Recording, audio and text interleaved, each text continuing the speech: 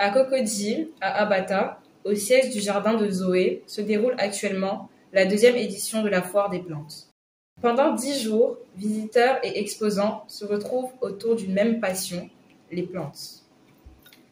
Cette 2e édition se distingue par une approche innovante, comme l'a souligné Madame Pelman Koulibaly, cofondatrice du Jardin de Zoé et co-organisatrice de l'événement. Alors dans un premier temps, je voudrais d'abord remercier le premier fondateur du Jardin de Zoé, qui est M. Walagaton Koulibaly.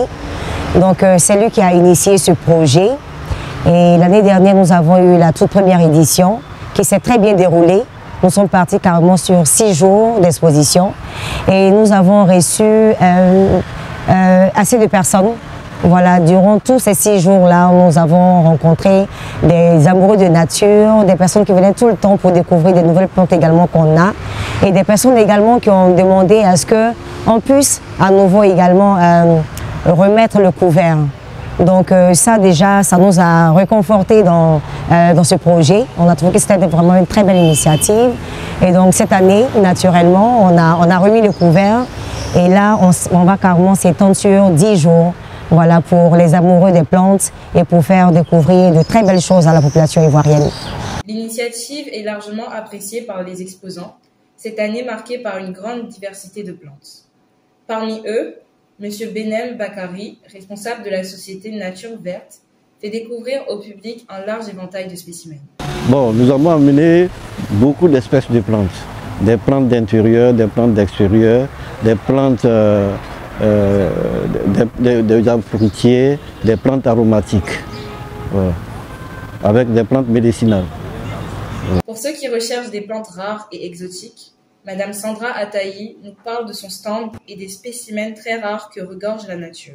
Ma curiosité, c'est avant tout des spécimens qu'on regroupe, des spécimens rares de la nature, des plantes exotiques, naturelles et rares surtout, de par leur provenance. Il y en a par exemple le Oya Keri, qui vient du Japon, qui est une plante symbole de l'amour, de l'affection qu'on porte à quelqu'un. C'est un cadeau idéal à offrir pour quelqu'un qu'on aime, qu'on porte dans le cœur.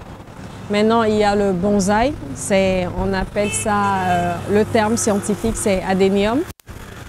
On appelle également rose du désert. Donc c'est en termes d'un cadeau idéal à offrir à quelqu'un à qui on souhaite la longévité, la robustesse.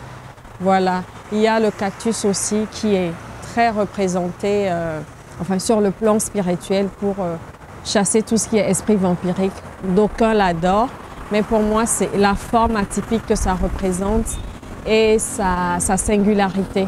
Voilà. Pour M. Abdul Latif Ghanam, qui nous rappelle l'importance de telles initiatives qui permettent aux citoyens de se reconnecter à la nature. Lors de cette 2e édition, on a essayé d'innover encore et on a plusieurs plantes. Et pas les plantes de type trop importées, mais de type naturel, mais plus grandes. Voilà, cette année, on a des plantes plus grandes, on a des plantes aussi qui sont importées, on a des plantes aussi locales. Et il y a beaucoup de choses que vous devrez voir si vous venez à la Foire des plantes.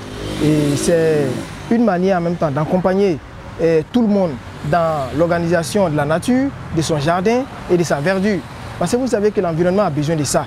On ne peut pas se promener dans une nature qui fait chaud, dans une nature qu'on n'a même plus. On n'a même plus de nature parce que nous sommes en train de dénaturer la nature.